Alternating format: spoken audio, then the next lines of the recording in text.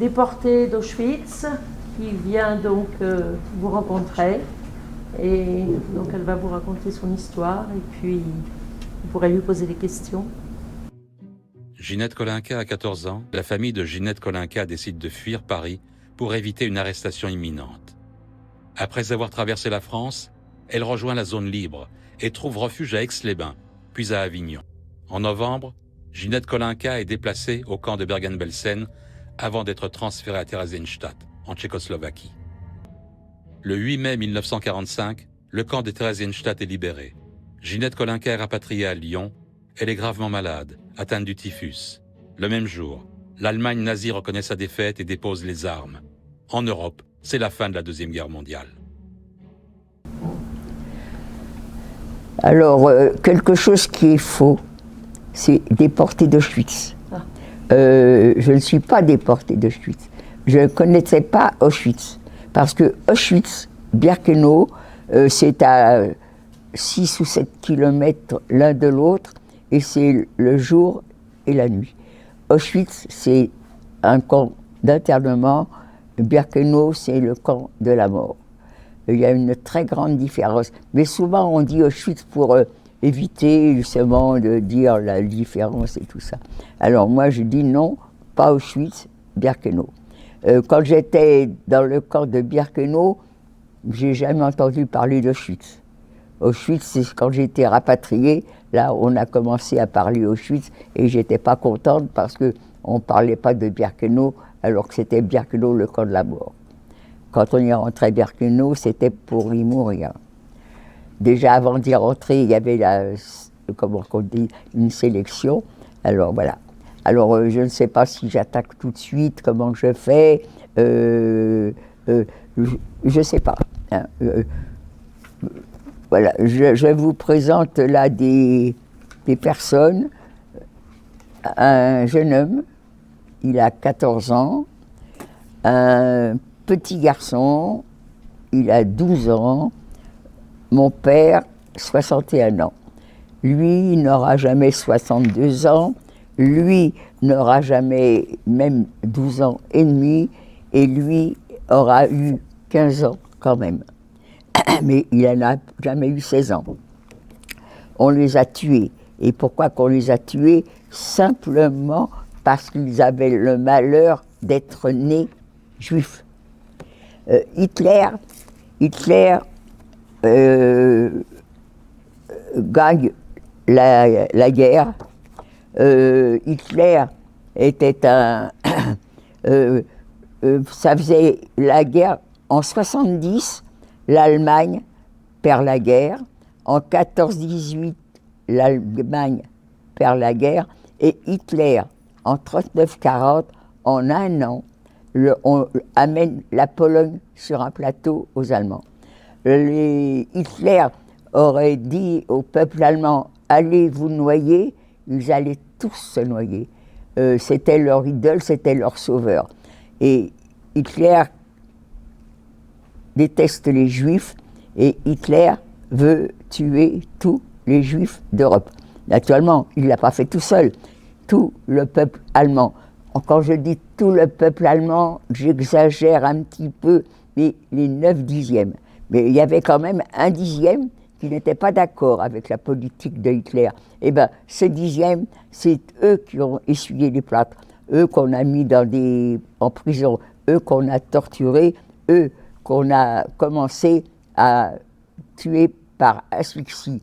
Mais tuer par asphyxie, on les mettait dans des camions. Dans un camion, il rentrait combien? 20-25 personnes. On bloquait les issues et avec les tuyaux d'échappement, on tuait ces personnes.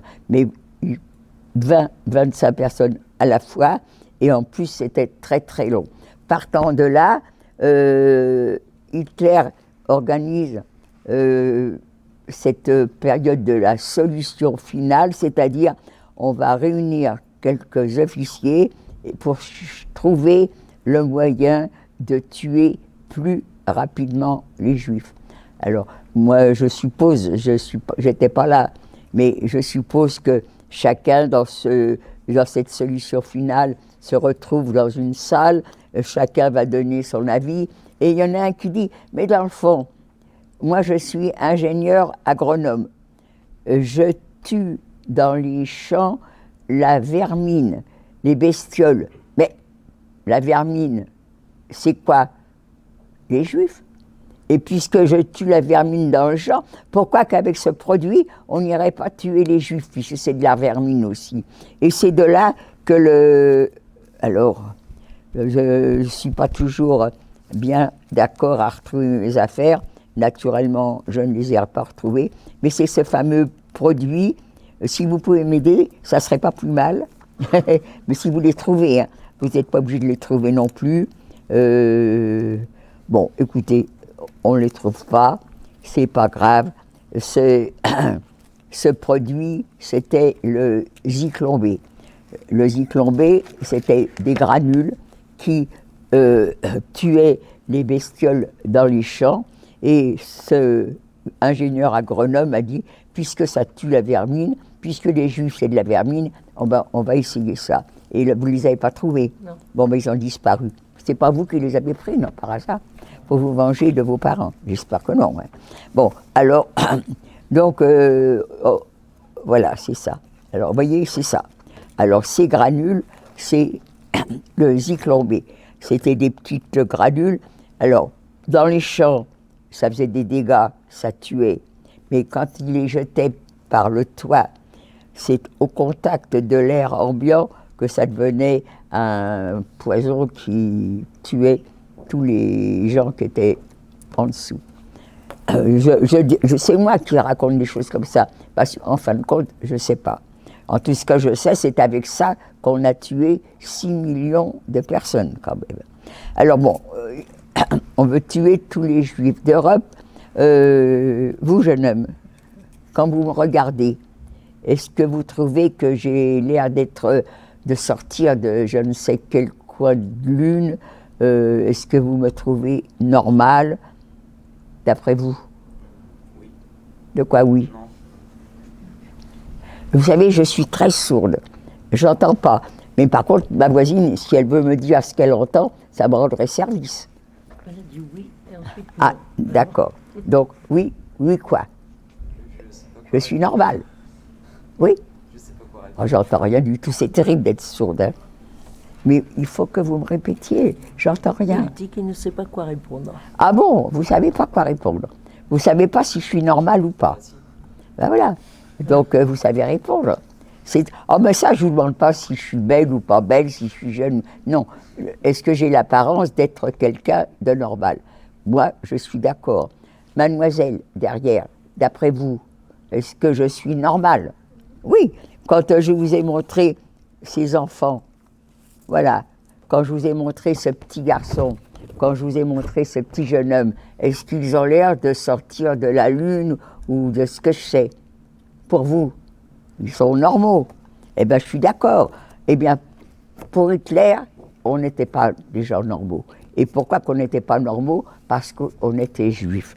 Et pourquoi que le juif, on n'était pas des gens normaux? Parce que Hitler déteste les juifs. Alors, pourquoi qu'il déteste les juifs? Alors, il y a plein de choses qui se disent. Est-ce que c'est vrai? Est-ce que c'est pas vrai? Alors, une raison. Hitler a un grand-père. Il est très sévère avec lui. Ce grand-père est juif. D'où la haine des juifs. Il y a aussi une autre version. Il a une nounou. Jusqu'à 4 ans, 4-5 ans, elle s'occupe de lui, il l'adore, et un beau jour, il ne sait pas pourquoi, terminé, il n'y a plus de nounou, elle l'a laissé tomber. Alors, encore une raison peut-être de haïr les Juifs. En tout cas, ça c'est ce qu'on dit, on n'en sait rien, mais ce qu'on sait, c'est vrai, il hait les Juifs. Il veut tuer tous les Juifs d'Europe. Alors, comment reconnaître un Juif d'un non-Juif? En Allemagne, les Juifs, on les faisait promener dans la rue avec un panneau qui indiquait que la personne qu'ils portaient était juive. Dans les je ne sais pas où on va les mettre là. Dans les magasins qui étaient tenus par des juifs, sur les vitrines, il y avait des panneaux qui disaient que le magasin était tenu par les juifs. Peut-être par là, c'est pareil, je ne sais pas. Je range et après je dérange, mais c'est pas grave. Donc, ça, j'ai connu ça à Paris. Vous vous rappelez qu'à Paris, la France, quand Hitler a gagné la guerre, il a coupé la France en deux. Il y avait le nord de la Loire, c'était la zone occupée, et au sud de la Loire, c'était la zone libre. En zone occupée, les tenus par les Juifs avaient des panneaux aussi qui indiquaient que le magasin était tenu par un Juif. En zone libre, je n'ai jamais vu de personnes qui montraient qu'ils étaient Juifs. En zone occupée, oui. Alors, il faut, en même temps, Hitler veut montrer à tout le monde qu'on est Juif, il veut nous humilier, alors il va nous obliger à aller dans les bureaux de commissariat, et quand on allait dans ces bureaux de commissariat, en zone occupée, on sortait avec, sur nos cartes d'identité, ça va s'abîmer ça, un tampon marqué Juif.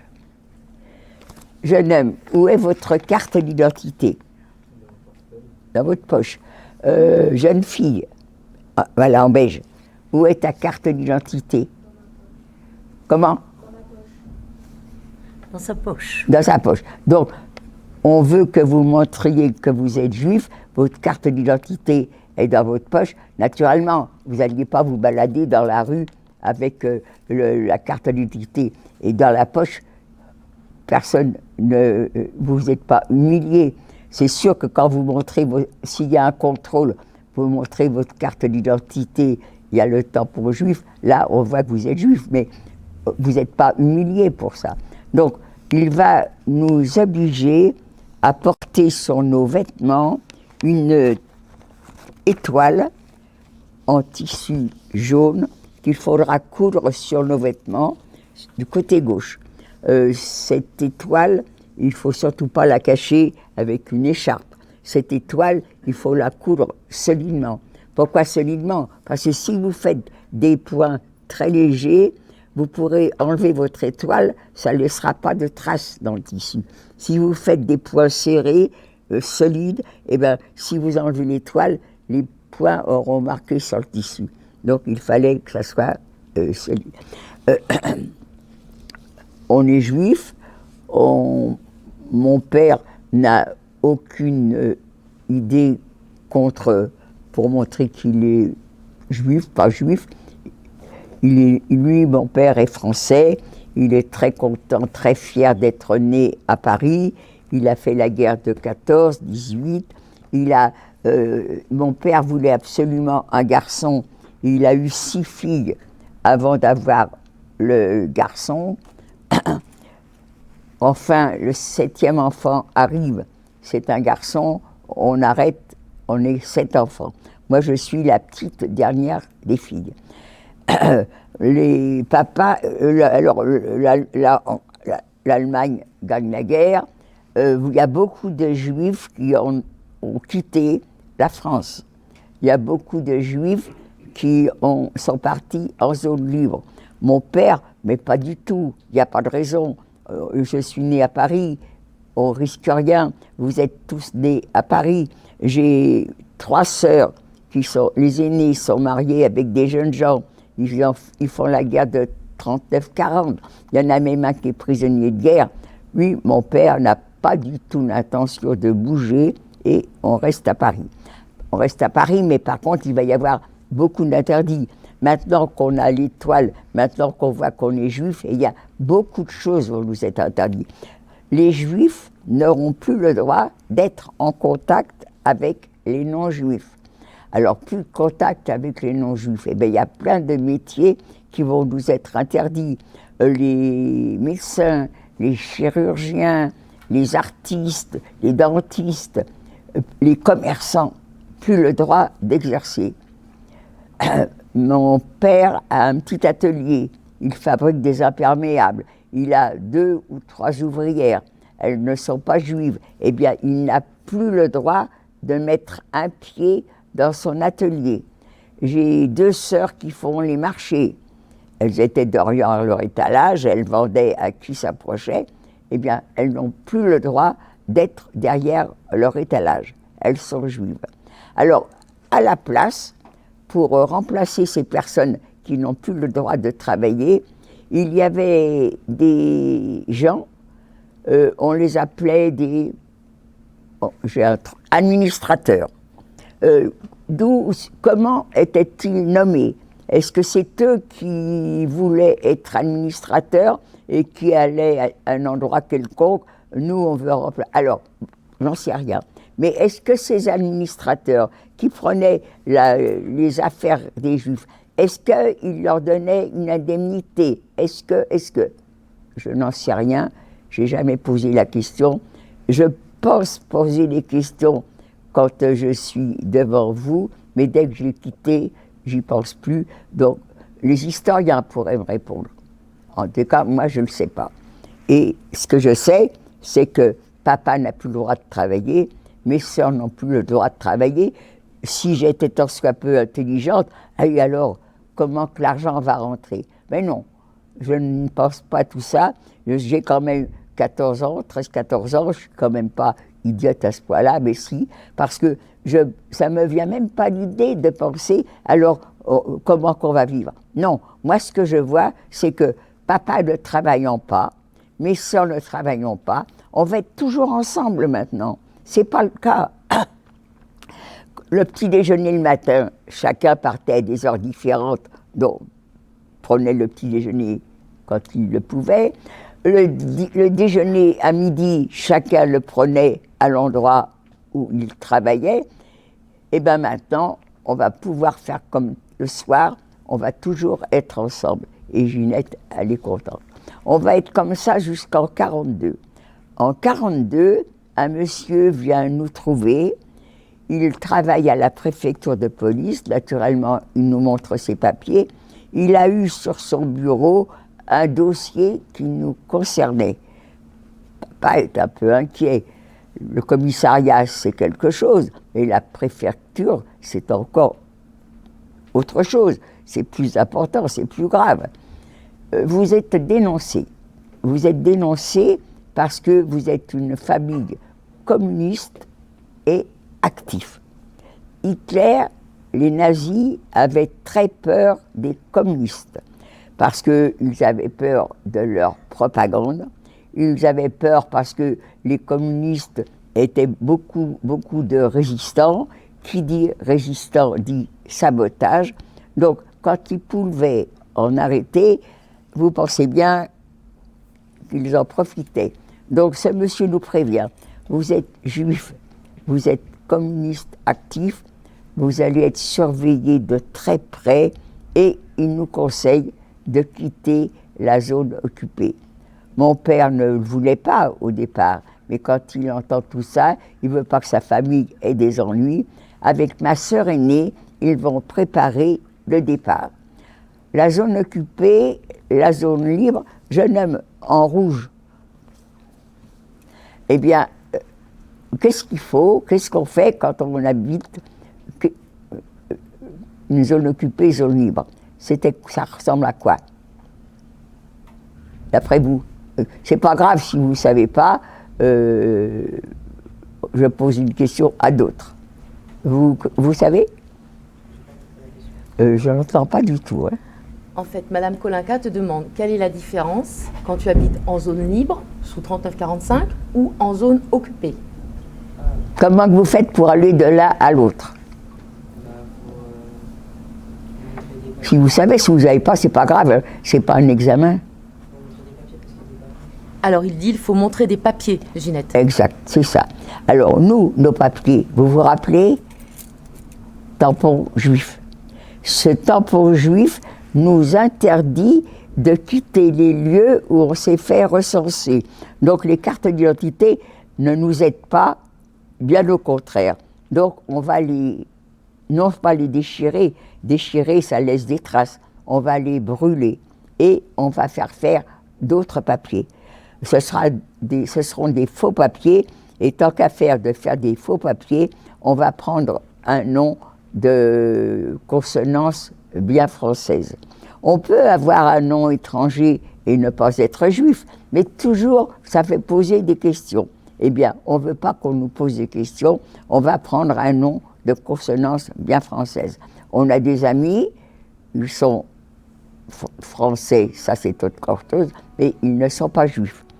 Ils vont nous prêter leur nom et en même temps, ils vont nous indiquer les églises, les adresses d'églises où ils se sont fait baptiser, où ils ont fait leur première communion, où leurs parents se sont mariés. On a 3 adresses d'église et ça c'est précieux. Pour aller de la zone occupée à la zone libre, comment passer si on ne veut pas se faire prendre? Naturellement, on a des faux papiers. Donc, avec une carte d'identité, on peut très bien passer aux zones occupées, zone libre. Mais par contre, les faux papiers, nous, on les a achetés. Mais est-ce qu'ils sont bien limités? Ah, comment le savoir? Eh bien, pour éviter qu'on vous dise, mais dites donc, cette carte, elle est fausse, eh bien, on va passer la ligne de démarcation d'une façon clandestine. Vous avez des gens qui habitaient le long de cette frontière. Ils ont observé les allées et venues des patrouilles, à quelle heure elles passent, où elles passent, et ils vont en faire un métier, ils vont devenir des passeurs. Beaucoup de personnes qui étaient d'origine très, très modeste se retrouvent maintenant avec des situations bien assises, bien établies. Comment que ça se fait d'un seul coup comme ça, d'une situation très, très modeste, tu es devenu? Eh bien, c'est parce que, naturellement, en faisant le métier de passeur, ils ont gagné beaucoup d'argent. Mais il ne faut pas qu'on leur jette la pierre.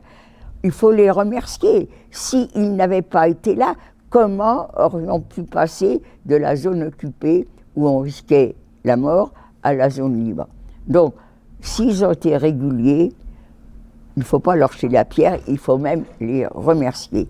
Mais par contre, il y en a qui n'ont pas été réguliers. Il y a des brebis galeuses dans tous les secteurs. Et certains, peut-être par obligation, peut-être que, ont donné leurs clients. Alors moi j'ai appris, la Gestapo surveille un passeur, ils savent ce qu'il fait et ils l'arrêtent. On connaît ce que tu fais. Si tu acceptes de nous donner tes clients, on ferme les yeux. Si tu n'acceptes pas, c'est la prison. Et la prison, c'est la déportation. Qu'est-ce que tu aurais fait, toi? Qu'est-ce que vous auriez fait, vous? On ne peut pas jeter la pierre, on ne sait pas. Mais en attendant, c'est vrai, c'est comme ça qu'il y a des personnes qui ont été dénoncées par leurs passeurs. En tous les cas, nous, on va passer la ligne de démarcation. Mon père ne veut pas qu'on soit tous ensemble parce que c'est toute la famille qui est anéantie. Il va nous partager en 4 groupes. 2 groupes, les doigts dans le nez, tout ce qui était prévu est arrivé, ils sont en zone libre. Un autre groupe, mon père, ma mère, une sœur qui est de santé fragile, vont passer avec l'aide des cheminots. Ils doivent prendre le train à Paris, à la gare de Lyon. Ils doivent descendre à Lyon. À Lyon, à la descente du wagon, ils doivent trouver quelqu'un qui va les conduire à l'endroit où ils vont passer la ligne de démarcation. Ils arrivent à Lyon, ils descendent du wagon, personne. Les gens sont descendus des trains, les gens étaient sur les quais, maintenant ça y est, ils sortent des quais, il ne reste plus sur le quai que 3 personnes qui n'ont pas le droit d'y être. Ma mère, quand elle parle de cette période, on est resté longtemps à attendre. On a eu peur. Oui, ils ont eu très très peur, mais ils ne sont pas restés longtemps. mais ça leur a semblé très long, parce que la personne qui devait les attendre à la descente du wagon, eh bien, a été retardée, a eu un petit empêchement. Alors, moi, je suis avec deux de mes sœurs. Nous, on doit être à Angoulême, au buffet de la gare, et c'est là qu'on doit trouver notre passeur. Moi, je ne l'ai pas connu, le passeur, je ne sais pas qui c'est, mais je suis jeune. Mais ma sœur, mes deux sœurs, certainement, on leur a présenté. Donc, on se retrouve au buffet de la gare. Le train qui nous a emmenés de Paris à Angoulême quitte la gare. Et à ce moment-là, toutes les issues du buffet de la gare sont surveillées. Gendarmes français, gendarmes allemands, plus personne ne peut ni entrer ni sortir du buffet de la gare, et contrôle de papier. Contrôle de papier, on a des faux papiers, on a confiance. Seulement moi, j'ai eu la bêtise de garder une carte d'un club sportif dont je faisais partie avec mon vrai nom. Mon vrai nom, c'est Cherkassky. J'avoue à mes sœurs que j'ai fait cette bêtise-là. Te casse pas la tête, demande à la sentinelle d'aller aux toilettes. C'est ce que je fais. Mais la sentinelle veut bien que j'aille aux toilettes, mais il faut qu'elle m'accompagne. Les toilettes, c'était dans la cour. Il m'accompagne. Naturellement, il n'est pas rentré avec moi dans les toilettes, mais il était à la porte des toilettes. Comment voulez-vous que je déchire quelque chose? Le bruit, il va entendre. J'ai peur. Et je ne déchire pas ce papier. Je remonte, retrouver mes sœurs. Non, ça n'a pas marché. Alors, quoi faire? Comment faire? Alors, on a déchiré cette carte de sport et on a avalé les papiers. Seulement, c'est du carton un peu dur. Il y avait une dame avec nous. Qu'est-ce qu'elle faisait, cette femme, avec nous? Est-ce que c'est elle qui nous a emmenés pour passer quelque part? Moi, je ne m'en souviens pas et je n'ai jamais posé la question. En tout cas, cette dame, elle avait avec elle une petite bouteille de miaule. Et pour faire passer le carton, un petit coup de carton, un petit coup... Et avec mes sœurs, on n'a pas l'habitude de boire du tout. On n'a pas bu des litres entiers d'alcool. Une petite bouteille. Et la petite bouteille, pour des personnes qui n'ont pas l'habitude, ça a fait son effet. Ça fait que quand les soldats nous demandent nos papiers, on aurait dû trembler de peur. Les Juifs qui étaient là, ces pauvres femmes, devaient trembler de peur. Elles ne parlaient pas très bien le français. Donc, elles étaient... Et nous, euphoriques, parce qu'un peu pompette, quand ils nous ont interrogés, vous êtes juives? Nous, juives. Non, mais et alors? Mais non, naturellement qu'on n'est pas juifs. Mais tout à fait très, très, très détendu. Ça fait qu'ils nous ont gardés, je dis quelques jours, c'est peut-être 2 jours, 1 jour, je ne m'en souviens plus. Mais on est resté quand même à Angoulême en prison. En prison, on n'était pas dans des cellules. C'était une salle commune avec les femmes et les enfants. Et comme on était des jeunes, moi je faisais partie des auberges de jeunesse, une de mes sœurs aussi, eh bien, on connaissait des chants de marche, on connaissait des chants de veillée. Quand ils nous emmenaient dans la cour, parce qu'on était dans une salle, mais de temps en temps quand même, ils nous emmenaient pour prendre l'air, eh bien, on organisait des petits jeux.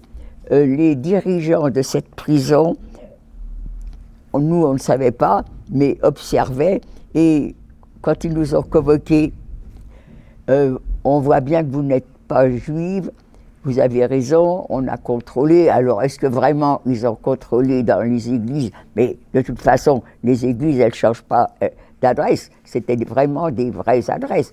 Donc, et puis, rien qu'à votre façon de vous tenir, les Juifs, ils ont toujours peur. Les Juifs, ils pleurent toujours. Vous voyez rire, on vous voyez chahuter. Non, on voit que vous n'êtes pas juive, vous pouvez partir. Nous, c'est tout ce qu'on voulait, partir. Donc, on est passé par Chalon-sur-Saône, et là, on a retrouvé la famille qui était à Aix-les-Bains. Aix-les-Bains, ce n'est pas le but final. Aix-les-Bains, c'était parce qu'on était 4 groupes et les 4 groupes devaient se retrouver à Aix-les-Bains. Mais qu'est-ce qu'on fait maintenant qu'on est à Aix-les-Bains? Eh bien, c'est partir pour Avignon. Ma sœur aînée a des amis à Avignon. Elle leur avait demandé de nous trouver un lieu. La famille voulait être tous ensemble et il fallait nous trouver quelque chose d'assez grand. Ils nous ont trouvé quelque chose à côté d'Avignon, à Montfavet. Un monsieur a une très grosse propriété. Il va nous louer tout son premier étage. Cette propriété existe encore. C'est devenu un grand hôtel. On va vivre 3 mois chez ce monsieur. Pendant ces 3 mois, il faut absolument trouver du travail. Papa est parti avec un peu d'argent, mais ça file l'argent. Excuse-moi. Donc, il faut trouver du travail. J'ai 2 sœurs qui sont secrétaires d'un métier. Moi, j'ai fait 1 an de cours commerciaux. On a tous les j'ai mon petit diplôme, j'ai jamais travaillé. Mes sœurs, oui. À Avignon, c'est pas une ville industrielle, on ne trouve rien. Mais par contre, on nous conseille, à côté d'Avignon, à Vedène, il y a une grosse boîte de Paris qui s'appelle Péchinet, qui a transféré, dès le début de la guerre, ses bureaux à Vedène. Peut-être que là, vous auriez une chance. On les a écoutés, on est devant le chef du personnel. Mes sœurs, mes mesdemoiselles, mais commencez tout de suite, n'attendez pas la semaine prochaine, du personnel qualifié, mais on en a besoin. Mais vous, mademoiselle, c'était moi, vous n'avez jamais travaillé. Vous êtes débutante, votre diplôme, mais nous aussi, on a nos débutantes. Excusez-nous, mais on ne peut pas vous embaucher. Est-ce que j'avais la larme à l'œil? Est-ce que ce chef de personnel réalise que si il a devant lui des jeunes filles qui veulent absolument travailler, c'est que c'est pas très très net? Oh, on va vous garder, on vous casera quelque part. Donc on est 3 à pouvoir travailler dans les bureaux. Pour les 2 autres qui sont les marchés, déjà, l'aîné des filles qui travaillaient dans les bureaux, son mari avait déjà commencé les marchés et il travaillait bien. Elle va, en 1943, la France est complètement occupée, donc cette boîte de Paris n'a plus de raison de rester en zone libre. Ils vont remonter sur Paris et ils veulent bien emmener leur personnel. Il y en a qui les ont suivis, nous on ne peut pas les suivre. Donc nous on va rester à Avignon. Mon beau-frère avait déjà commencé les marchés, ma sœur va aller être avec lui, mais nous les 2 plus jeunes, eh bien mon père, en allant à droite, à gauche, se renseigner pour ci, pour ça, et entrer en communication avec le maire d'Avignon. Ce monsieur a sympathisé avec mon père. À mes sœurs qui étaient mariées avec enfants, il leur a fourni à chacun un petit logement.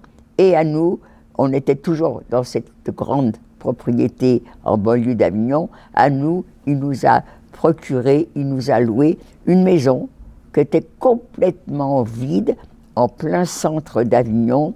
Il va nous la louer. C'était quelque chose d'ingrat, de triste. Eh bien, ma mère a des mains en or. En quelques coups, un petit rideau par là, un petit truc par ici, c'est devenu un endroit très familial et on va y rester jusqu'au 13 mars 1944. Le 13 mars 1944, on est sur le marché. Il fait très très très beau. C'est l'heure d'aller déjeuner. Habituellement, je suis avec ma sœur et quand on est 2, celle qui est partie la première la veille, et ben le lendemain, elle partira la seconde. Ce jour-là, on est 3. Une cousine nous a rendu visite. Alors c'est l'heure d'aller déjeuner. Qui va partir la première? toi, moi, elle, on tire au sort. Le sort me désigne. C'est Ginette qui part la première. Mais Ginette, elle est grassouillette. Ginette veut faire du régime, elle le fait jamais. Et ce 13 mars, toutes les conditions sont là pour qu'elle reste sans déjeuner. Il fait beau, il y a du soleil. Les premiers rayons de soleil commencent à chauffer. Ginette, elle se voit en train de bouquiner. Des clients à cette heure-là, il n'y en a pas beaucoup. Je vais me dorer au soleil, bouquiner, formidable. Donc, ma sœur, ma cousine vont partir. Elles reviennent au bout d'une demi-heure, trois quarts d'heure. Oh là là, le repas. Et elles vantent la qualité du repas. C'était comme si, c'était comme ça. Du coup, moi, je suis gourmande et je suis une grosse mangeuse. Eh bien, tant pis pour mon régime. Je veux aller déguster ce repas qui est si bon. En route, j'ai rien vu de spécial. J'arrive à la maison, j'ouvre la porte. Il y a 3 messieurs que je ne connais pas. Sur la droite, un monsieur, il est habillé en civil. Il n'y a rien qui me chiffonne, il n'y a rien qui m'interroge. Par contre, sur sa gauche, ah là, c'est pas pareil. Il y a 2 messieurs habillés avec manteau de cuir et chapeau de cuir. C'est la Gestapo. La Gestapo, c'est leur uniforme. Manteau de cuir, chapeau de cuir. Ils sont tellement fiers de faire peur à tout le monde. Même en pleine canicule, ils ne quittent pas leur manteau de cuir et leur chapeau. La Gestapo est là, chez nous, et devant eux, il y a 3 personnes. Il y a mon père, vous l'avez vu en photo, vous l'avez montré, je crois, je ne sais plus. Il a 61 ans. Il y a mon frère qui a 12 ans et mon neveu qui a 14 ans. Les enfants il n'y avait pas de cantine.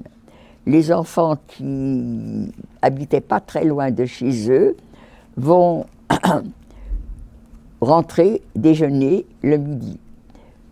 Ceux qui sont loin, eh bien, emmènent leur casse-croûte ou leur gamelle. Ils ne sont pas loin, tous les midis, ils rentraient déjeuner. Là, ils sont rentrés déjeuner, ils ne sont jamais retournés dans leur établissement scolaire. La Gestapo est là, mon père est là avec ses enfants et petits-enfants. Moi, je m'amène le bec enferriné pour déjeuner. Qui a prononcé le mot juif? Est-ce que c'est papa qui m'a dit « on a été dénoncé, on vient nous arrêter parce qu'on est juif » Est-ce que c'est la Gestapo « vous êtes juif, on vient vous arrêter » Je n'en sais rien. En tous les cas, j'entends prononcer le mot juif, et quand j'ai entendu le mot juif, quand on a passé la ligne de démarcation, vous vous rappelez, ils nous ont gardés en prison, mais au bout d'un jour ou deux, ils nous ont relâchés. Là, je crois que ça va être pareil. On n'est pas juif. On n'est pas juif, mais là, il y a des messieurs, il y a des gens du sexe masculin qui sont là. La Gestapo connaît les habitudes chez les juifs. Quand un bébé du sexe masculin vient au monde, on pratique la circoncision. La Gestapo, on nous a dénoncés. Moi, je dis on n'est pas juif, eh bien, ils vont contrôler. Je suis une femme. Les femmes, il n'y a absolument rien qui différencie une juive d'une non-juive. Par contre, les garçons, si un garçon juif, on va pratiquer sur lui la circoncision. Je peux dire 99,5% font la circoncision quand il y a un bébé qui naît. La Gestapo connaît ça. Ils vont emmener papa, Gilbert, Jojo dans la cuisine. Ils vont les faire déculotter. Ils sont circoncis. Ça veut dire que ceux qui nous ont dénoncés ont raison. Immédiatement. Ils ne nous ont pas dit prenez quelques vêtements comme ça. Immédiatement. Il y avait une traction, il y en avait plusieurs, 2 ou 3, je ne me souviens plus, devant la maison. Immédiatement, on va nous jeter dans la première traction avant qui est là. Les tractions, c'était le moyen de locomotion de la Gestapo. On est 3 jeunes filles derrière un étalage, un jeune homme passe devant nous et nous regarde et nous fait des sourires, on pense qu'on a fait une touche. Alors, je ne sais pas comment on dit maintenant. On dit quoi maintenant? Les jeunes, on dit quoi aujourd'hui? On a un date? Quand une jeune fille a un garçon, tu la regardes, qu'est-ce qu'on dit? Qu'est-ce que vous dites aujourd'hui? Qu'est-ce que vous dites? Ah oui. Elle dit rien? Si, Ah Ginette, bon? on dit on a un crunch. Ah d'accord. Crunch. Alors Un on a crush. atroce. Alors nous on disait on a fait une touche ou on a un ticket. Alors et puis ça s'arrête là. Mais quand j'ai vu que ce monsieur qui nous regardait quand on était à l'étalage, nous on croyait qu'on avait fait un trush, c'est ça? Hein?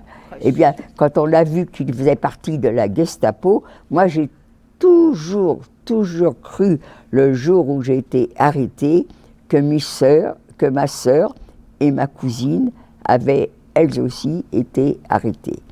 En réalité, j'ai eu la chance de revenir et j'ai appris qu'elles avaient eu la chance aussi de ne pas être arrêtées.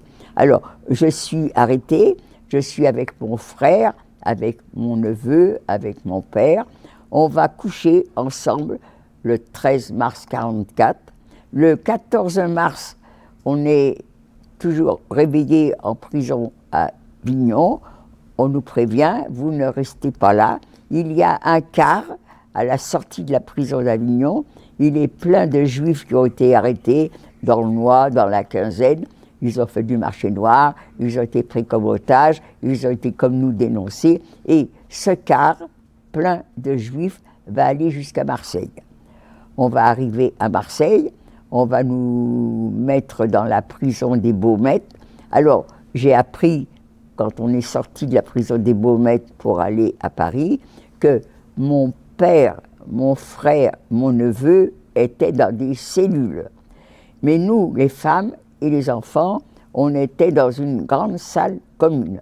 On est arrivé le 13, on est arrivé le 14 mars dans cette prison. On va y rester jusqu'à fin mars. Et fin mars, ça y est, c'est le départ pour Paris. Tous les Juifs qui étaient arrêtés dans la France savaient qu'ils allaient d'abord à Paris, à Drancy, avant d'être envoyés dans le camp de travail. Alors, on va arriver, on est à Marseille, on va voyager en un train normal, un train voyageur. À l'époque, il y avait 3 classes, on est à 3e classe. Notre wagon est surveillé aux extrémités par gendarmes français, gendarmes allemands. On va arriver à Paris, gare de Lyon, et là maintenant, on va nous diriger vers Drancy. Il y a un autobus qui est là, il va nous emmener à Drancy. Drancy était un lieu un peu spécial. Le gouvernement de l'époque voulait que les gendarmes vivent en famille sur leur lieu de travail. Alors, ils avaient commencé à construire les gratte-ciels. Et à la base de ces gratte-ciels, il y avait des bâtiments. Les bâtiments étaient en construction, c'était pas terminé. Il y avait des murs en ciment, des plafonds en ciment, le sol en ciment, pas de fenêtres. Hitler arrive, il voit cet endroit, ça lui parle. Il va terminer les travaux, c'est-à-dire il va faire mettre des fenêtres, et les premiers prisonniers de guerre vont arriver là. Ils vont y rester quelque temps, on va les renvoyer en Allemagne et ils vont être remplacés par les Juifs qu'on aura arrêtés. À Drancy, je n'ai aucun mauvais souvenir de Drancy, bien au contraire. J'ai retrouvé des jeunes. Je me souviens toujours, le premier jour, je suis dans ce Drancy, on ne travaille pas, je suis avec mon père, je ne sais pas trop quoi lui dire. Alors, pour parler, pour dire quelque chose. Je lui racontais ce que je m'imaginais. On va dans un camp de travail. Ben, dans un camp de travail, ça va être des travaux durs. Pour moi, un travail dur, c'est les champs et l'usine. Mais toi, papa, t'es trop vieux, tu pourras pas faire ça. Et je me rappelle que papa nous racontait que quand il est jeune, il fabriquerait des pantalons. Dis-leur que tu sais piquer à la machine, peut-être qu'ils t'embaucheront dans un atelier. Jamais, jamais mon père ne m'a dit quoi que ce soit. Il me laissait parler, il me laissait rêver. Il aurait pu dire, mais Ginette, regarde, regarde, regarde. Est-ce que tu crois que cette dame, t'as vu dans quel état elle est? Elle n'est même pas capable de marcher tout seule. Il y a 2 jeunes filles qui l'aident. Tu crois qu'on l'a arrêté pour travailler? Et regarde un peu ce monsieur. T'as vu? Il est mutilé de la guerre de 14, de la guerre de 39. En tous les cas, il a un membre en moins. Alors, on l'aurait arrêté pour travailler. Et regarde, l'enfant, il a quel âge? Il a une dizaine d'années.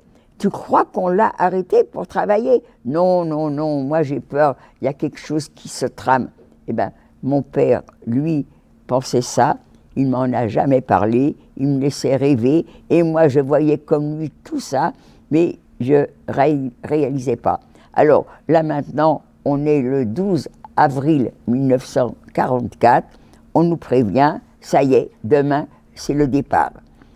Avec vos bagages, si vous en avez, chacun, vous aurez le droit d'emmener une couverture sur votre bras gauche et en route pour prendre le train. Alors, on est dans la cour de Drancy, c'est calme, il n'y a pas de cris, il n'y a pas de hurlements, un peu de bousculade. On a connu des amis, on a de la famille, on veut être avec eux.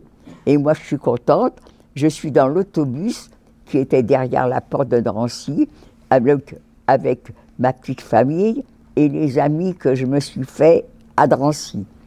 Ces autobus vont nous emmener dans une gare, c'est la gare de Bobigny. Et là maintenant, tout le monde descend des autobus. Ces autobus étaient gardés par gendarmes français, gendarmes allemands et agents de police. Maintenant, terminé, plus de français. On est aux mains de l'armée allemande. Et ça, ce sont des hurlements, des commandements. On se retrouve sur un quai de gare, et sur ce quai de gare, il y a un train. Ce train, tous les wagons sont ouverts. Et tous les wagons sont ouverts, les wagons sont vides. Jeune homme, vous, non derrière, ne tournez pas la tête, c'est vous. Alors, vous avez devant vous un train. Vous voyez les wagons, ils sont ouverts mais vides. À quoi pensez-vous? Si vous pensez, peut-être que vous pensez rien. Il répond pour mettre les Juifs.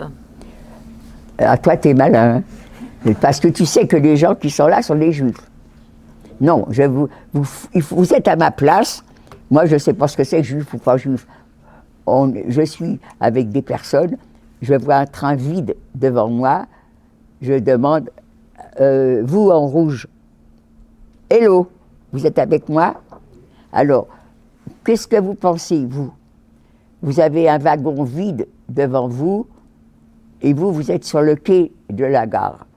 À quoi pensez-vous? Je ne sais pas. Vous ne savez pas. Est-ce que quelqu'un peut me répondre? Allez-y. La marchandise. Exactement. Moi, je vois un train comme ça, eh ben, c'est pas pour mettre des voyageurs, c'est un train de marchandises. Alors, comme on est là, ce train de marchandises va partir, et puis il va y avoir un train qui va arriver. À l'époque, il y avait 3 classes. On est arrivé de Paris, d'Avignon, de Marseille à Paris en wagon 3e classe. Je pense que ça va être un train qui va arriver avec des wagons 3e classe. Eh bien non, ce train de marchandises est pour nous. On va nous pousser pour rentrer dans ces wagons. Il faut faire vite, donc on n'a pas le temps.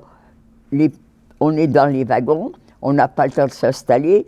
les portes vont être verrouillées et maintenant on découvre les lieux.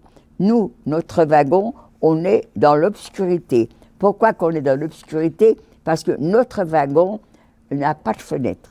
Il y a des fenêtres, mais il y a des volets. Et les volets, alors il y a quand même un petit peu de lumière, il y a quand même un petit peu d'air, parce que les volets sont ouverts par en dessous, et puis les planches des wagons ne sont pas très soudées.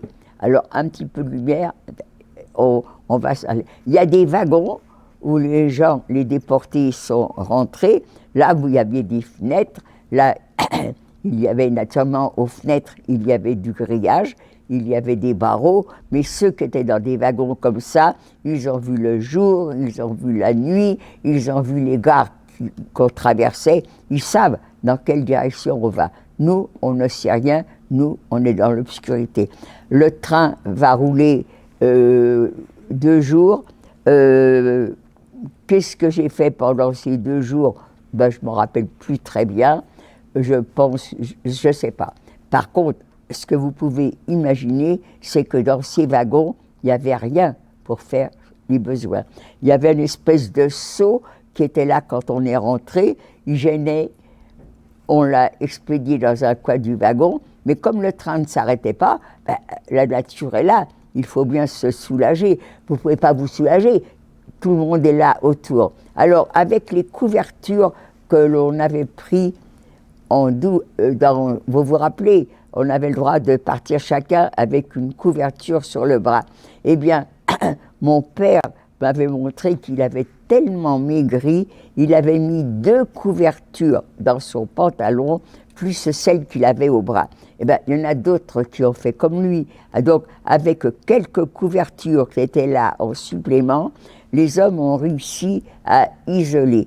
Isoler, ça veut dire on ne voit pas, mais par contre, on entendait, on voyait, on sentait. Maintenant, au bout de 2 jours, 3 jours, le train s'arrête, les portes vont être déverrouillées, un moment super, super agréable. Un air froid, très, très froid, pénètre dans ce wagon qui sentait tellement mauvais, en un quart de seconde, terminé, il n'y a plus de mauvaise odeur. Mais en même temps, il y a un homme ou 2 hommes qui sautent dans le wagon. Les femmes commençaient à habiller leurs enfants, à remettre les chaussures, à chercher les bagages. Non, il faut descendre immédiatement. Tout doit rester dans le wagon, mais par contre, il ne faut pas qu'on s'inquiète, on va nous les amener dans le camp. Parce que le train ne s'est pas arrêté à l'endroit du camp. Alors, ce train s'arrête dans un lieu qu'on appelle la Judenramp. Maintenant, quand vous allez à Birkenau, toujours, très souvent, on s'arrête à cet endroit-là, la Judenramp, et c'est là que pendant de 1941 à 1944, les trains se sont arrêtés, et c'est là qu'on lui savait, toi tu vas vivre, toi tu vas mourir. Alors, on arrive, on descend des wagons, on est tous mélangés, hommes, femmes, enfants, on va nous séparer, les hommes d'un côté, les femmes et les enfants de l'autre, on va se mettre en rang 5 par 5, et en rang 5 par 5, on va passer devant ces messieurs qui sont les commandants du camp, les médecins du camp, et eux, d'un coup d'œil, c'est pas grave, d'un coup d'œil, vont vous évaluer. Toi, tu vas à droite, toi, tu vas à gauche.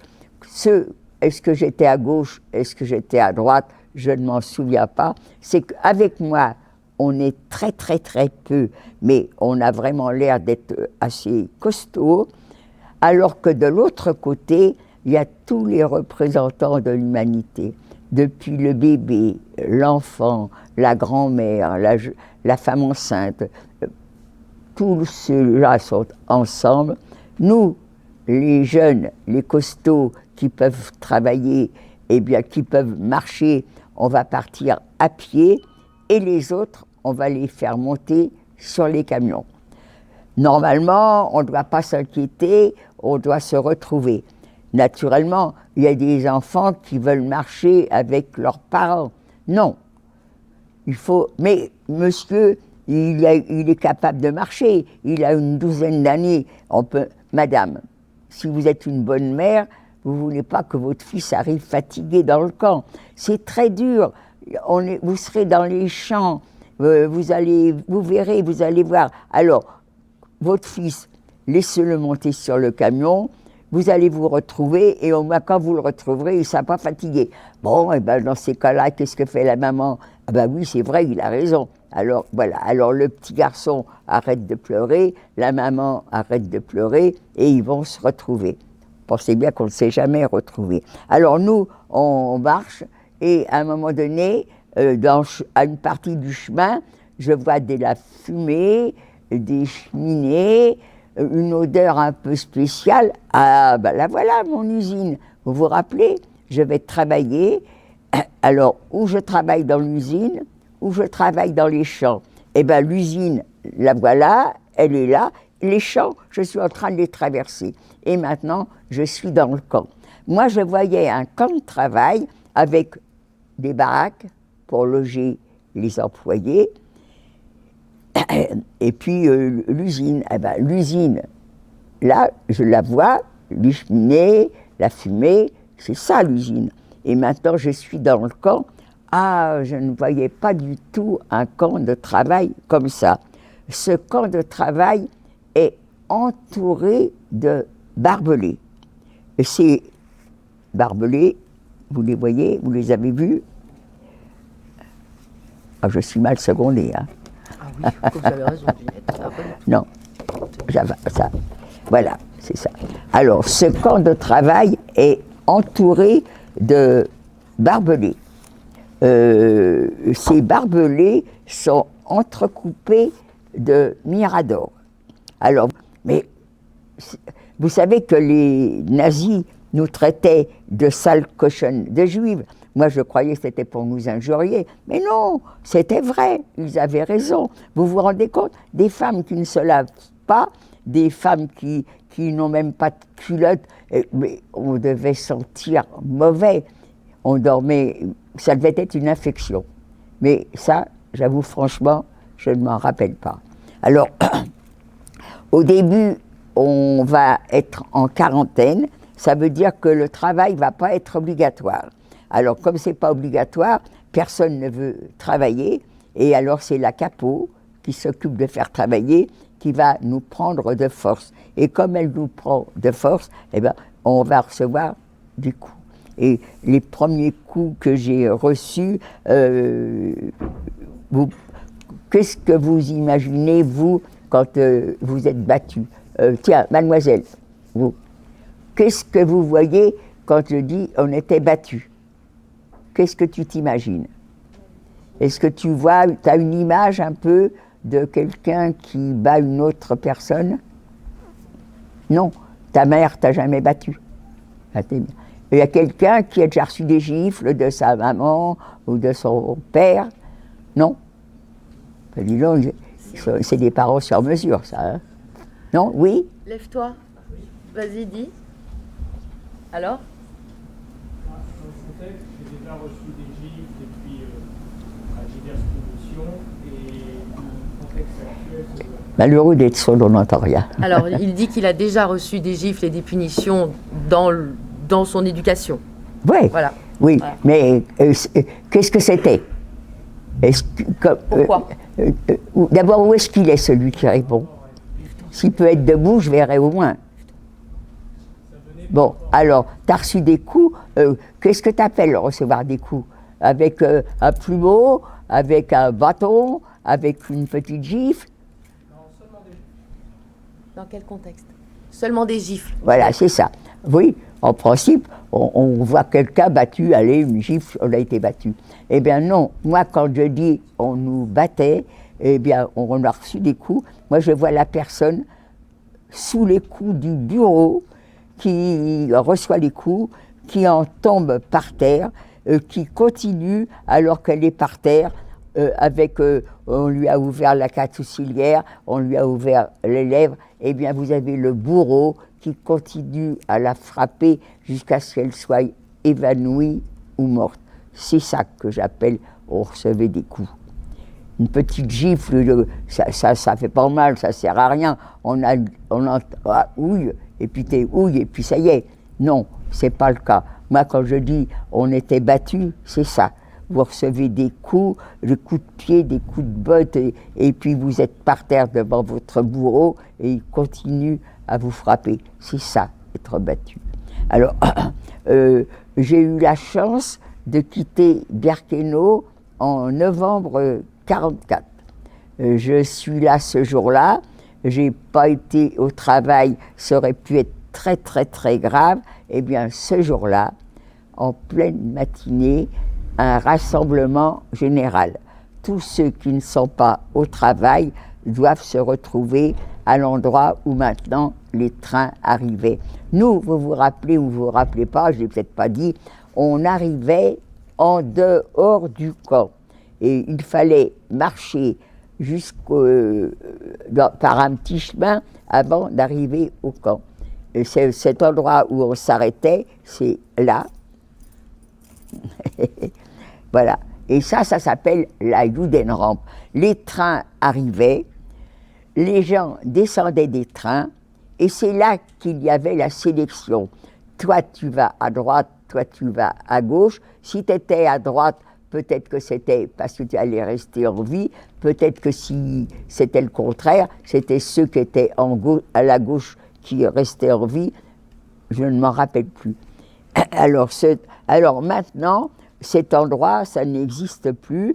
Maintenant, c'est carrément, on va rentrer dans le camp, et c'est dans le camp que l'on a alors cette fameuse sélection. Et on va passer devant ces messieurs les commandants qui vont vous dire où tu vas vivre, où tu vas mourir.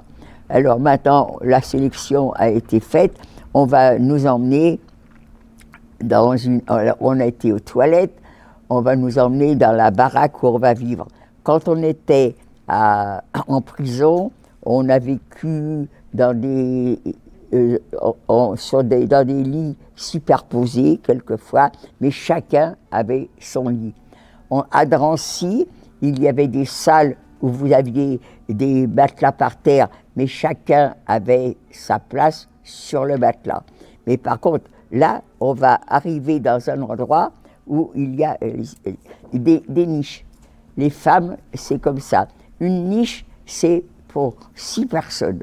Alors, naturellement, une niche, ça tient du coin de la table jusqu'à l'endroit où il y a les enveloppes, là.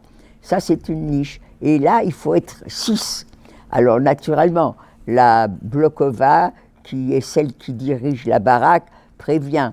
Vous ne pouvez pas être 6 côte à côte. C'est pas possible. C'est trop petit. Alors, vous serez 3 devant, 3 dans le fond, et tête bêche comme dans une boîte à sardines.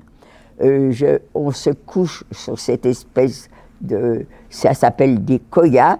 Ces matelas qui sont sur les planches, quand ils étaient neufs, étaient certainement très bien dorés. Il y avait une enveloppe de paille bien dorée. Elle a tellement servi et resservi que la couleur maintenant, ça n'a plus de couleur. Quant à l'épaisseur de la paille à l'intérieur de cette couche de couverture, il n'y a plus rien. On dort par le fait à même le sol. C'est pas grave, moi ça ne me gêne pas. J'ai toujours été habitué à camper, et à l'époque, quand on campait, on n'emmenait pas de matelas pneumatique, on n'emmenait pas de duvet. Hein. Une couverture, ça suffisait. Donc ça ne m'a pas gêné. Et le lendemain matin, quand on va... Alors, naturellement, on nous a habillés. On n'a pas des belles affaires, mais quand on se couche, on se déshabille. En fin de compte, quand elle nous a réveillés le matin, il fallait tout de suite être dehors pour l'appel. Eh bien, tout de suite, on n'a pas le temps. Il faut s'habiller, on reçoit tous des coups. Et maintenant, quand même, on est dehors et on apprend que si, normalement, il doit y avoir dans une baraque 600 personnes, 800 personnes, eh bien, il faut que les 600 personnes ou les 800 personnes soient là à l'appel. Ah mince, il n'y en a pas 600, 800. Il en manque une ou il en manque deux. Alors, on va recompter, on va recompter, mais toujours, il en manque une. Eh bien, ça ne veut pas dire qu'elle fait la grasse matinée. C'est parce que ou elle est malade, ou elle est morte. Eh bien, malade ou morte, tu dois être à l'appel avec les autres. Alors, la malade, il faudra qu'elle soit au garde à boue quand même. Hein. Donc, les copines, il y en a une qui va la tenir par un bras, l'autre qui va la tenir par derrière, et elle va rester quand même au garde à vous un petit peu. Mais celle qui est morte, eh bien, il faut aussi qu'elle soit là. Alors, quand on est au début, les mortes, on les respecte, on les installe, mais après, les mortes, on s'en fout complètement. Alors, elles ont un bras en l'air, une jambe d'un côté, la tête de l'autre, on s'en fout complètement. Et puis, alors, une fois que l'appel est terminé, alors il y a la corvée d'aller chercher aux cuisines ce qu'on appelle le café. Le café, c'est une espèce d'eau un peu marron. Comme c'est marron, ça ressemble à du café. Alors, quand on a l'avantage d'avoir votre baraque près des cuisines, bon, vous allez porter un seau de 50 litres, ça fait 50 kilos, ça sera dur, mais c'est pas très loin. Mais quelquefois, la cuisine est complètement à l'opposé où vous avez votre baraque, eh bien, il faudra quand même le porter. Alors, on nous apprend, il y a une façon un peu spéciale de porter ces seaux, ces tonneaux, pour pas se... C'est pas mal d'ailleurs, pour pas se monter sur les talons. Vous avez bu votre café qui n'en est pas, maintenant vous allez partir au travail. Mais déjà, avant d'aller au travail, vous allez quand même passer aux toilettes parce que vous n'y avez pas été de la nuit. Vous n'avez pas le droit de sortir la nuit de votre baraque pour aller aux toilettes. Si vous faites attention, ça peut vous coûter très cher. Il y a quand même de la surveillance. Et moi, c'est ce qui m'est arrivé. J'avais un besoin pressant, les intestins qui sont en débandade. J'ai un besoin où je me laisse aller, et comme je suis dans une koya à côté de personnes, je vais les salir. Je vais salir celles qui sont en dessous parce que les matelas sont tellement... Il n'y a rien dans les matelas, donc ça laisse passer tout ce qui veut passer. Et donc, il faut absolument que je sorte, je prends le risque et je me mets à côté de la baraque pour me soulager. J'aperçois, venant vers la baraque, un officier, c'est quelqu'un qui surveille, et j'ai peur qu'elle me voie. Je me suis jetée sur le côté, mais sur le côté, il y avait un fossé. Quand il y avait des fossés, il y avait des barbelés sur les fossés. Je me suis escaté le pied pendant très, très, très longtemps. J'ai eu le pied escaté. Alors, et puis maintenant, moi, j'ai eu la chance de quitter Birkenau en novembre 1944 pour aller dans un nouveau camp qui s'appelait Bergen-Belsen. Bergen-Belsen, c'est plus un camp d'extermination, c'est un camp de concentration. Et là, on va mourir. Mais c'est plus dans les chambres à gaz. Là, vous allez mourir parce que vous avez attrapé beaucoup de typhus. Le typhus, ce sont des fièvres très, très, très fortes. C'est très contagieux et on peut en mourir. Il y en a beaucoup qui sont morts de typhus, il y en a qui sont morts de bronchite ou de tuberculose, puis il y en a qui sont morts de faim.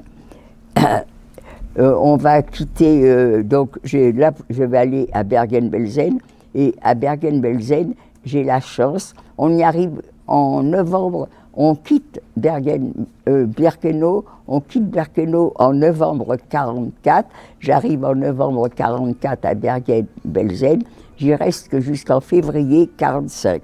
En février 1945, des dirigeants d'usines ont besoin de main-d'œuvre.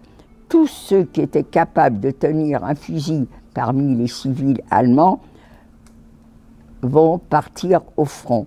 Mais par contre, il faut qu'il y ait quand même des usines qui tournent pour les matières premières, pour les armes.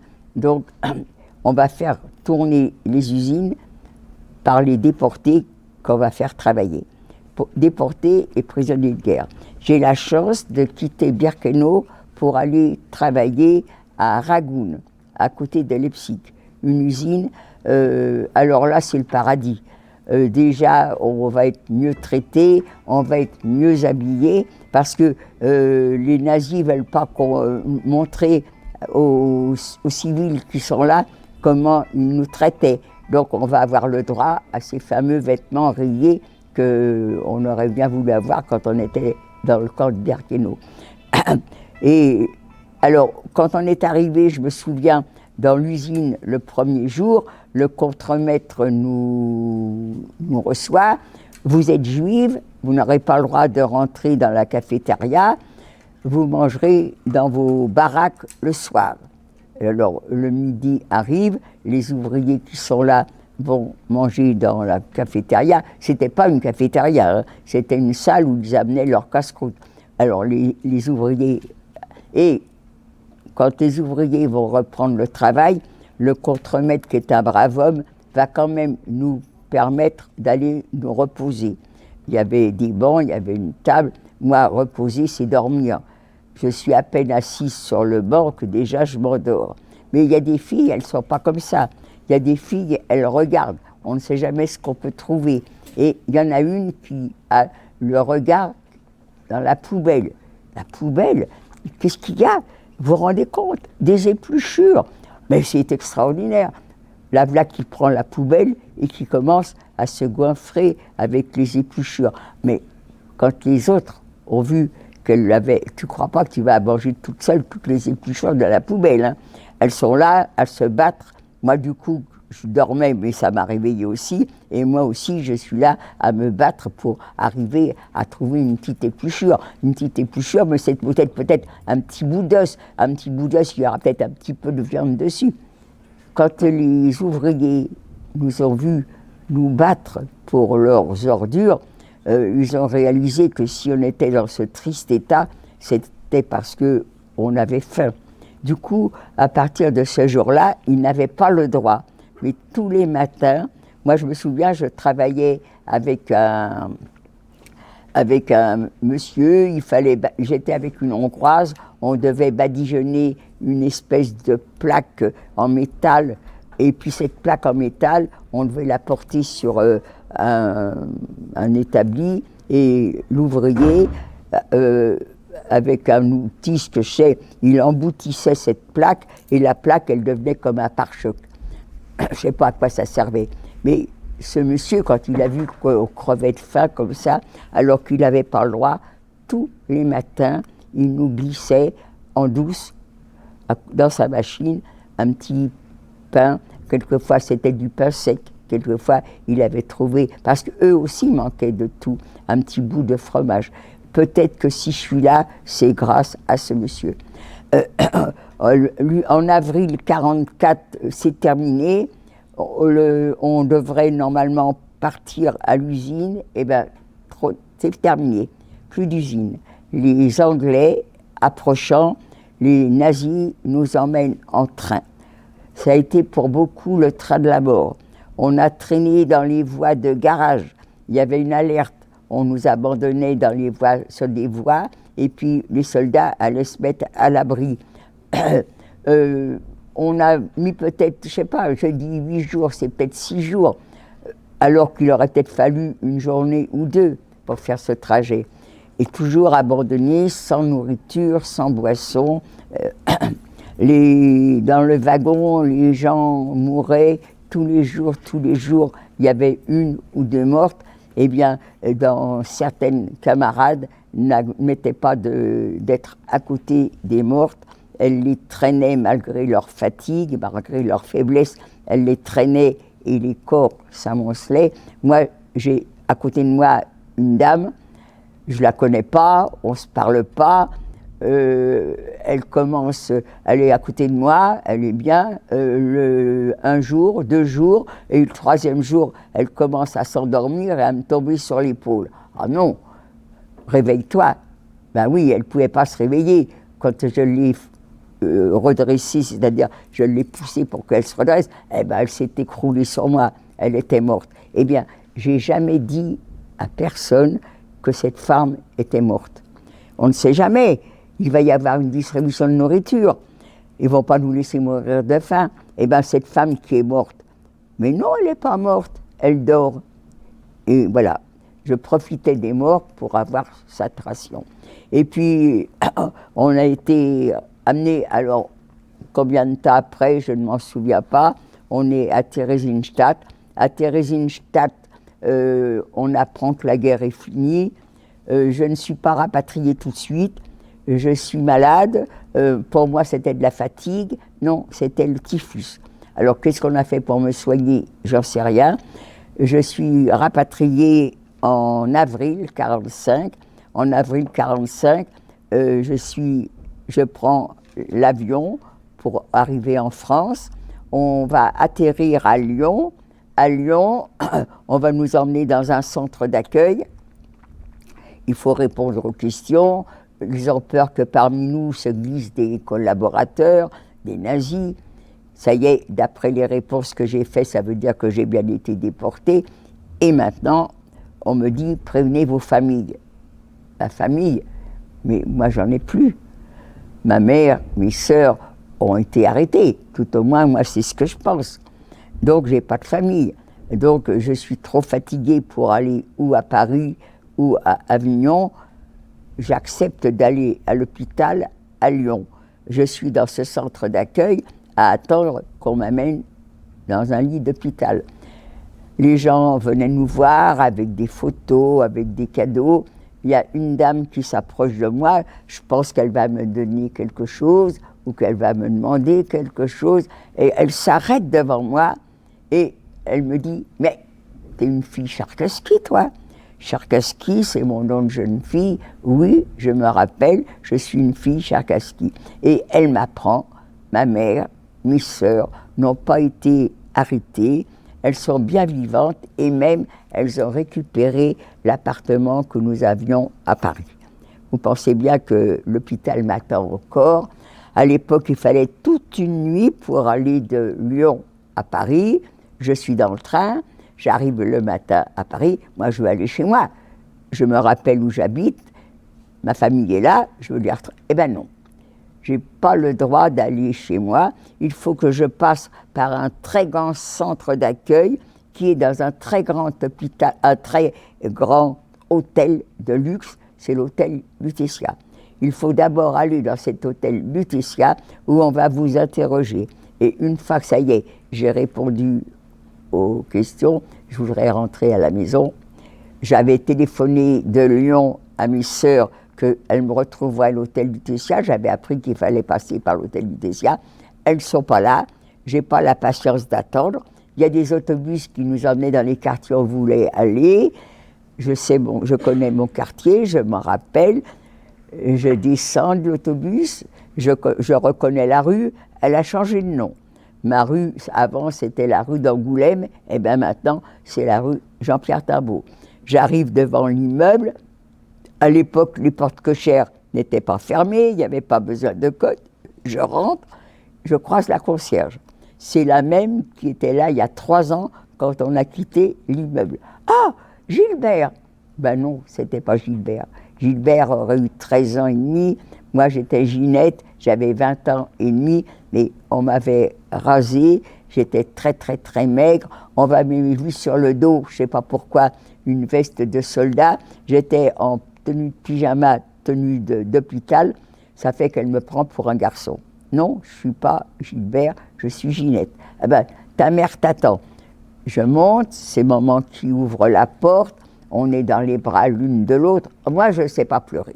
Ça, c'est fini. Ça, je suis sûre, je n'ai pas pleuré. Mais maman, est-ce qu'elle a pleuré? Est-ce qu'elle savait? Il n'y avait pas la télévision à l'époque. Elle ne savait pas comment arrivaient les déportés. Ceux qui allaient au cinéma, aux actualités, voyaient comment les déportés étaient quand ils arrivaient.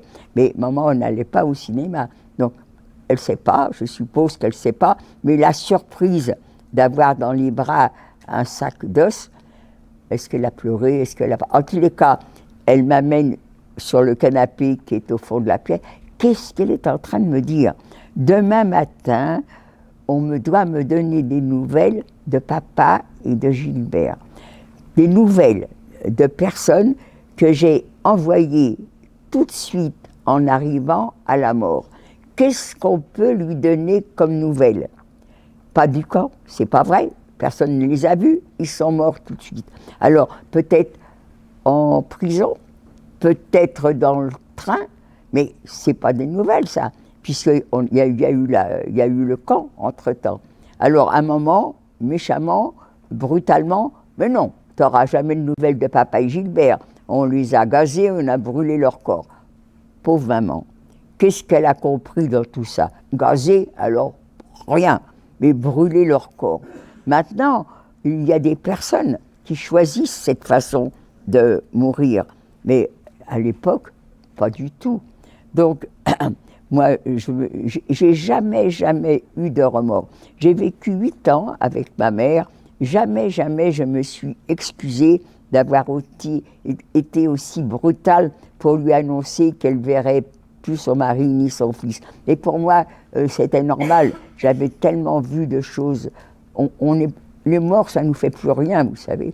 Donc, et ma mère ne m'a jamais dit, tu ne te rends pas compte, comment tu m'as annoncé, j'aurais pu être cardiaque, tu m'aurais achevé comme ça en m'annonçant cette nouvelle. C'est vrai, j'aurais pu, mais bon, c'était comme ça. Et ma mère est morte au bout de 8 ans qu'on a vécu ensemble.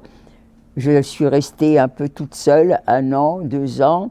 J'ai l'occasion de rencontrer un monsieur, on se marie, on a un enfant, et c'est quand j'ai eu mon fils dans les bras, c'est là que j'ai eu du remords.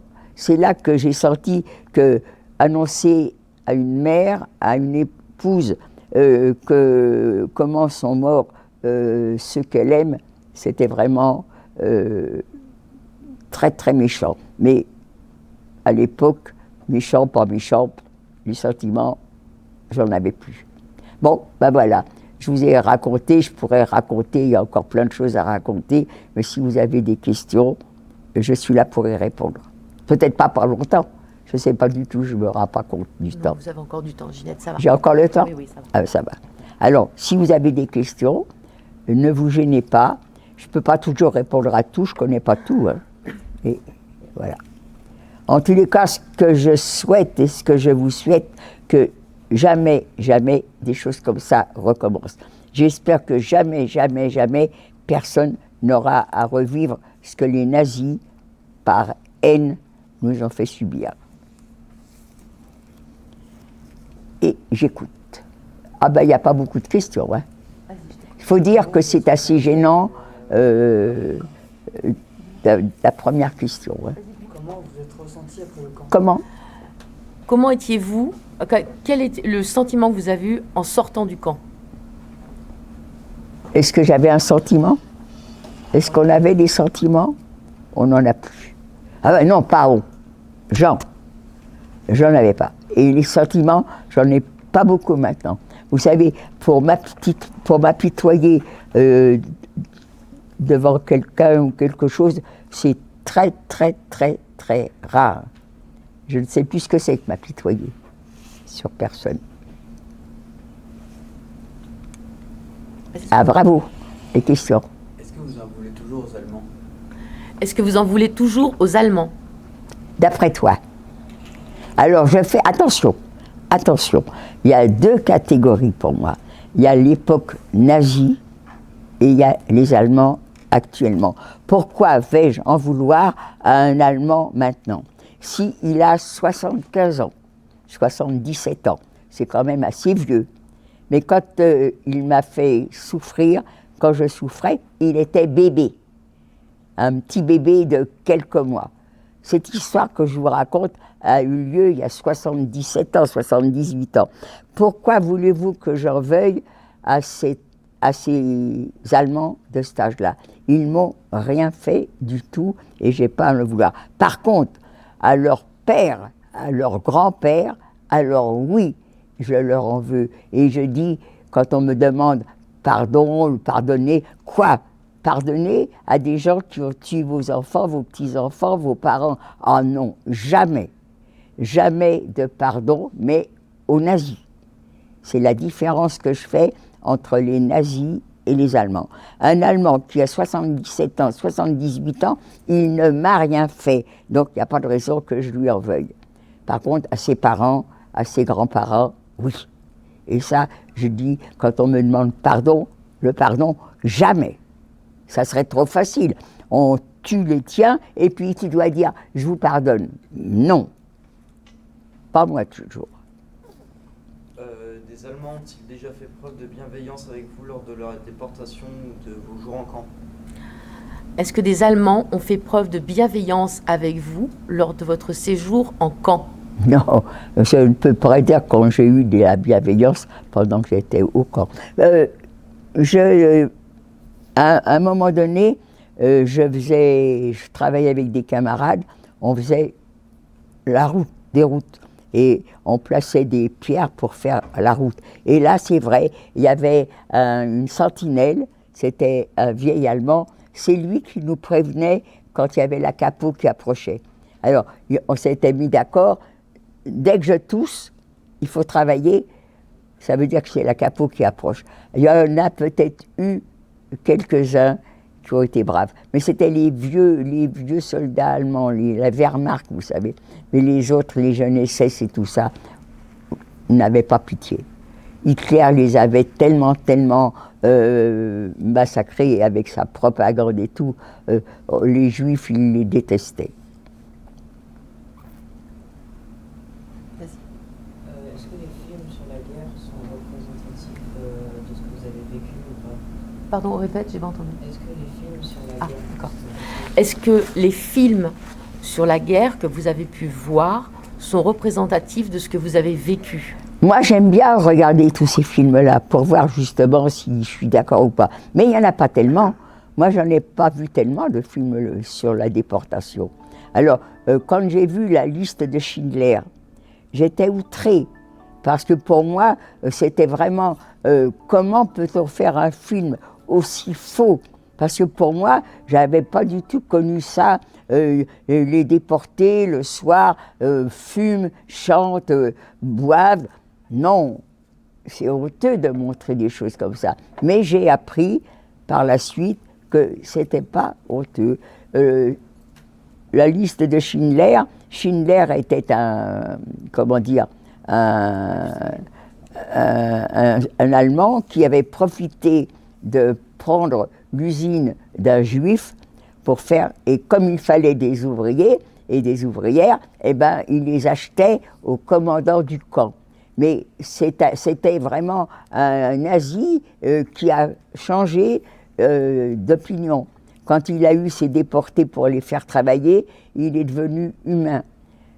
Alors, oui, d'accord, la liste de Schindler, maintenant, quand je la regarde, d'ailleurs, j'ai commencé à parler à cette période-là. Mais c'était un nazi qui voulait profiter de la main-d'œuvre bon marché parce que ceux qui avaient des usines et tout ça, ils achetaient les déportés aux dirigeants des camps. Et ils ne nous payaient pas cher, hein. Ils avaient de la main-d'œuvre bon marché. Et il y en a qui ont fait ça, mais lui, ce type-là, il a changé de fusil d'épaule, et maintenant, ce nazi, eh bien, il est enterré en Israël, et c'est un héros. Moi, quand j'ai vu ce film-là, j'étais outrée, j'ai eu du mal à l'encaisser. Puis après, j'ai vu, en effet, c'était vrai.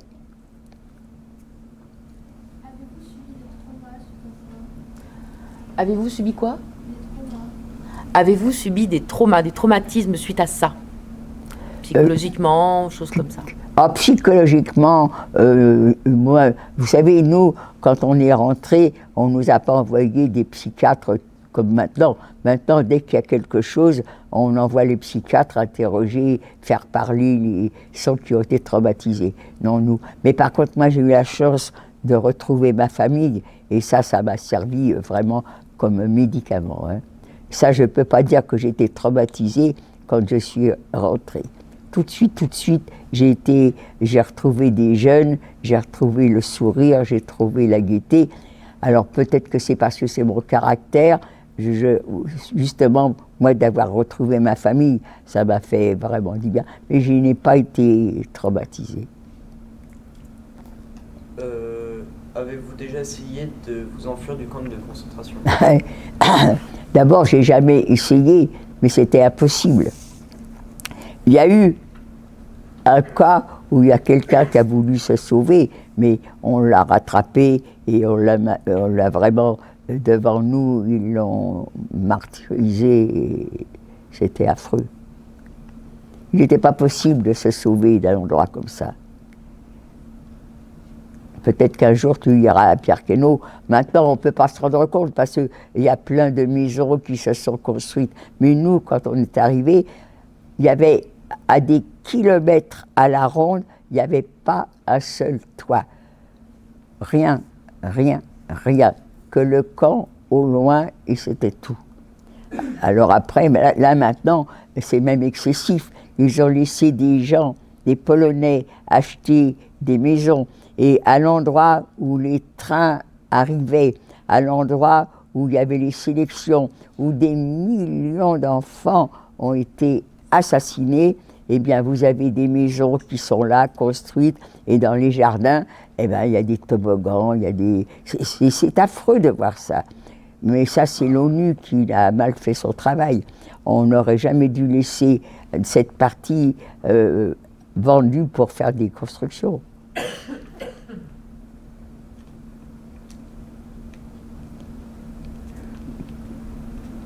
Bah écoute, ah oui, allez-y. Êtes-vous déjà retourné sur les lieux? Êtes-vous déjà retourné sur les lieux? Ah bah oui, oui, j'y suis retourné même plusieurs fois. La première fois, quand j'y suis retourné, dans ma tête, j'avais les lieux imprimés dans mon cerveau, avec la saleté, avec la foule de gens qui courent partout, et des hurlements, des gens qui sont par terre, qui reçoivent des coups. C'était ça, Birkenau. Et j'arrive, et qu'est-ce que je vois? Des allées immenses, vides, des terrains couverts d'herbe, il y a tellement de phosphate dans l'air que l'herbe, je crois que je n'ai jamais vu d'aussi verte et d'aussi épaisse. Mais c'est pas Birkenau, ça. C'est jamais Birkenau, ça n'a pas été, ça c'est un décor. C'est pas le Birkenau des déportés.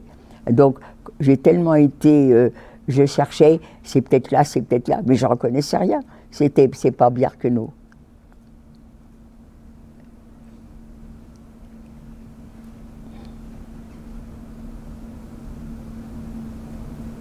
C'est pour ça que maintenant, mais c'est dans tous les camps.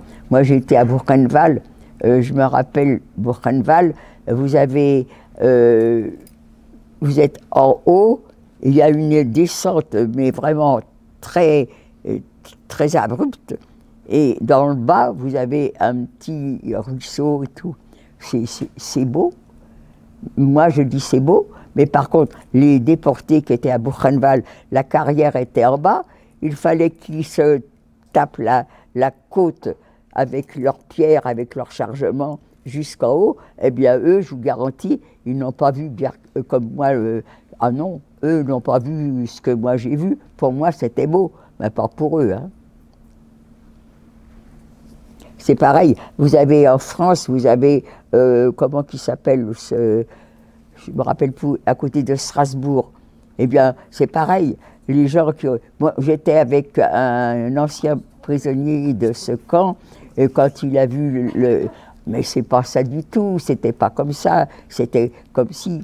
Ben oui, ben naturellement, quand ils ont retapé les camps, il faut, si on veut les conserver, il faut les retaper, il faut... Eh ben, c'est plus les camps qu'on a vécu.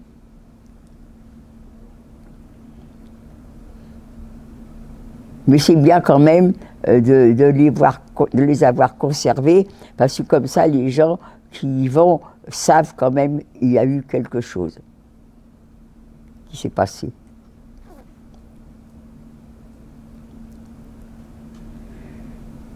Merci pour vos petites questions.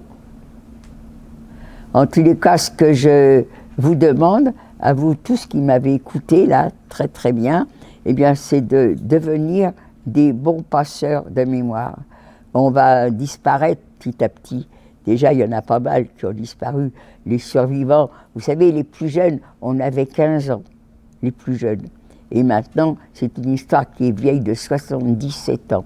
Les plus jeunes ont 92 ans. Bientôt, il n'y aura plus personne. Et bien, quand il n'y aura plus personne, on compte sur vous pour parler de cette période. Et c'est pour ça qu'on vous dit que vous devenez des passeurs de mémoire. Et à l'avance, moi, je vous dis merci. Parce que si on ne parle plus de cette période, eh bien, ça recommencera. Tandis que si vous en reparlez, vous en parlerez à vos enfants, à vos petits-enfants, eux-mêmes en parleront, j'espère, plus tard. Eh bien, peut-être que ce plus jamais ça qu'on répétait quand on est arrivé, eh bien, deviendra réalité. C'est ce qu'on souhaite. Je trouve que on a des religions différentes, on vient de pays différents, mais la base, qu'est-ce qu'on est? Des êtres humains, tout simplement. Eh bien, être humain, on n'a pas à s'occuper de religion, de couleur de peau, on est des êtres humains, eh bien, accordons-nous, et quand ça sera comme ça, partout, ben, ça sera formidable. C'est mon souhait, ça. Bon, ben merci de m'avoir écouté toujours. Non, les applaudissements, ça, alors là, moi, je ne les accepte pas du tout. Mais par contre, peut-être pour les camarades qui ne sont plus là, ceux qui n'ont pas eu la chance de survivre à cette période, alors pour eux, peut-être, les applaudissements, d'accord, je les accepte. Mais moi, personnellement, non. Moi, j'ai la chance d'en être revenu. J'ai la chance, assez bonne santé, alors j'ai la chance de pouvoir vous rencontrer et de vous parler de cette période pour que vous, à votre tour, vous en parliez. Merci. Vous savez, je suis toujours étonnée de parler de ceux qui ont disparu sans m'écrouler.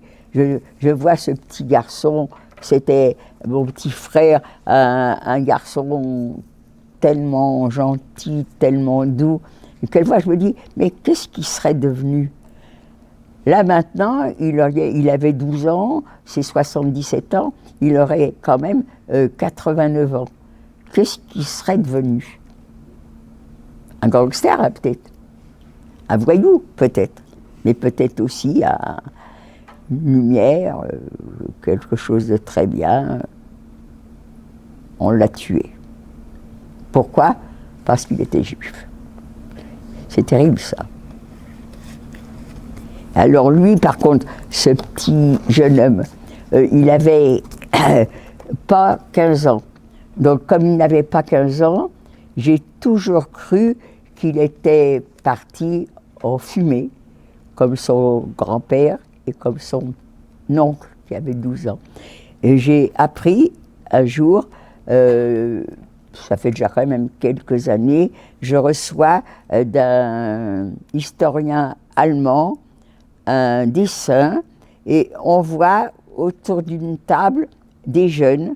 Il y a la liste de ces jeunes, dont mon neveu s'appelait Georges Marcoux.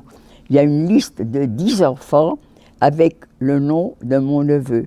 On a retrouvé, ça s'appelle, je ne sais plus comment ce patelin, des fois je me rappelle, des fois je ne me rappelle pas. On a retrouvé dans un petit patelin un cahier, un petit cahier dans la terre, que quelqu'un avait caché. Ce quelqu'un, c'était celui qui avait dessiné, et il avait dessiné, on voyait autour d'une table des silhouettes de jeunes gens, et sur le mur, bonne année 1945. Ça fait que mon neveu était vivant en janvier 45. Vous savez qu'en janvier 45, il y a eu la mort, la marche de la mort. Il est vivant en janvier 45, il n'est pas à la maison, ça veut dire qu'il est mort pendant la marche de la mort. Il y a eu énormément de déportés qui sont morts pendant cette marche. Donc il n'est pas là, c'est qu'il est mort. Et puis, plus tard encore, je reçois un autre, encore dans ce même patelin, bon, je ne cherche pas parce que je ne me rappelle plus, des personnes ont acheté du terrain, ils commencent à creuser les fondations et ils tombent sur une fosse commune. Cette fosse commune, il y a 10 squelettes de personnes. Maintenant, avec le nouveau système, on peut savoir les squelettes si c'est des jeunes ou des vieux. Eh bien, il y a 10 squelettes de jeunes morts d'une balle dans la tête. Eh bien, c'était mon neveu, quand j'ai lu cet article, ils étaient 10 enfants. Eh bien voilà, mon neveu est mort d'une balle dans la tête. Les nazis, jusqu'au bout, ont fait leur sale boulot. La haine était plus forte que l'importe. Ils les ont tués en janvier. La guerre était perdue pour eux. Et bien quand même, ils ont fait leur seul boulot jusqu'au bout. Et mon neveu, ben voilà, il a été assassiné d'une balle dans la tête. Alors maintenant, ce qu'on peut se dire, est-ce qu'il y avait un soldat derrière chaque enfant? Est-ce que c'est le même soldat qui a tué tous les enfants? On peut tout se dire, on ne le saura jamais, n'empêche qu'il a été assassiné et la guerre se terminait. Il était coquet, mon neveu, il n'avait que 14 ans, mais il avait hâte d'avoir 15-16 ans, parce que maintenant, vous êtes en contact avec des filles, malgré tout, parce que les écoles, les cours sont mixtes, mais lui, il rêvait de parler à des jeunes filles, et il n'en avait pas l'occasion, et il rêvait, vous voyez comment il allait à l'école, on l'appelait le Zazou, la petite chemise craveuse, voilà. L'histoire de mon neveu.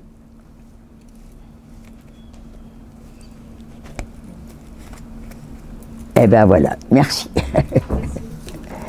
Alors, plus jamais ça. Ça, alors là, répétez-le. Je vous ai montré comment on était quand on est rentré. Vous l'avez vu? Non? On était comme ça. On était des squelettes. Et vous savez comment dans le camp, comment qu'on appelait les gens qui étaient aussi maigres, c'est-à-dire des squelettes vivants. Les gens qui n'avaient plus que la peau sur les os, qui étaient comme ça. C'est comme ça que je suis rentrée, j'avais la peau sur les os. Eh bien, ces personnes qui avaient la peau sur les os, alors, il y en a peut-être qui vont se vexer, mais on les appelait des musulmans ou des musulmanes. Alors, ça n'a rien à voir avec la religion musulmane. Non, on les appelait musulmans, musulmanes, parce que man, en allemand, ça veut dire humain, et puis musel, des humains malades. Et les humains malades, c'était devenu des musulmans. D'avec que quand on était dans le camp, et que quand on était nu, on voyait quelqu'un maigre comme ça, on disait, oh là là, c'est un musulman, c'est une musulmane, quand il va y avoir une sélection, ça va être les premiers qui vont partir dans les chambres à gaz. Parce que quand on était dans un état comme ça, avec uniquement que la peau sur les os, naturellement, on n'est pas capable de travailler. Eh bien, quand ils nous voyaient dans un état comme ça, les nazis allaient directement chambre à gaz. Et quand je suis revenu, je me suis regardé dans la glace, je me suis fait peur, parce que, comme lui, vous voyez, la seule chose qui est grosse, ce sont les articulations. Voilà, j'étais comme ça, très maigre. Mes mollets n'étaient pas plus gros que mes poignets. Et puis, la seule chose qui était grosse, c'était les genoux, les articulations. J'ai changé depuis. J'ai changé très vite d'ailleurs. Au bout d'1 an, j'avais triplé mon poids. J'étais énorme.